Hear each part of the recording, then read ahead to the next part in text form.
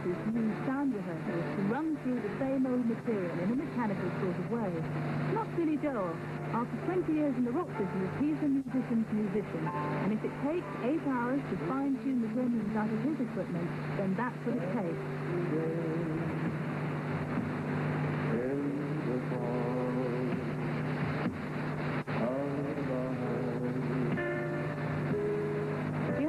Big to book Wembley Arena as a venue and sell out, but Billy Joel has done both. Proves that he's one of the top male vocalists in the world.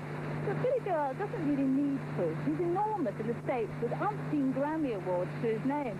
But now Britain and Europe are switching on to Billy Joel in a big way. And tonight, that's what 7 countries will be doing live here from Wembley. That's because the BBC Outside Broadcast Unit will telecast the show live across Europe with simultaneous stereo sound on Radio 1. What with 3 miles of cables and 3 days of camera rehearsals, the sound and picture should be as electric in any living room as in the front stall. We get 50 minutes of that, and then go back to the village. It's the superstar treatment for Mr. Joel. So how come he manages to say Mr. Nice Guy? I met a lot of superstars, and a lot of them get caught up in their own, I'm a superstar, so any eccentricity I feel like throwing out there, people should accept because I'm this artiste, and I don't go for that. I mean, people are people. Just because you're famous or successful, it doesn't give you the right to stop being a human being. If you lose touch with humanity and how, how to interrelate with other people, and how you going to write things that, people can relate to, right? Do you ever feel at all vulnerable as a mainstream rock performer when you're up against people like the Six, the Eurythmics, the sort of modern British bands? Well, I'm aware of it. I think I'm perceived to be like this Neil Diamond type of guy, or Barry Manilow or something. I mean, that's their problem. They're missing out. I'm not doing just, hey, come to my show.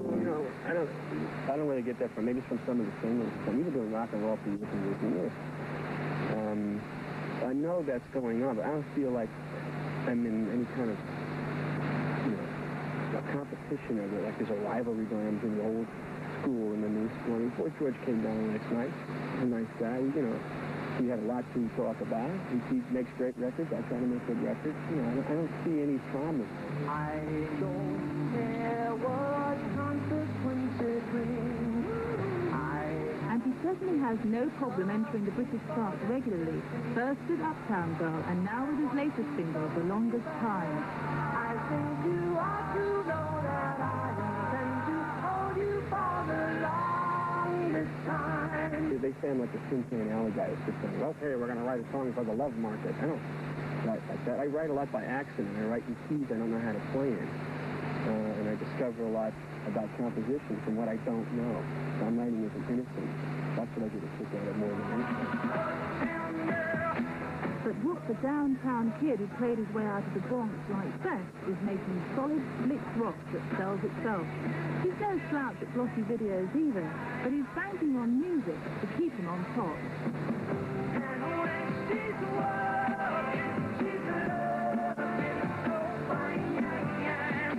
So what do you expect to see tonight? Is it going to be visual and super zappy, or is it just going to be music solid?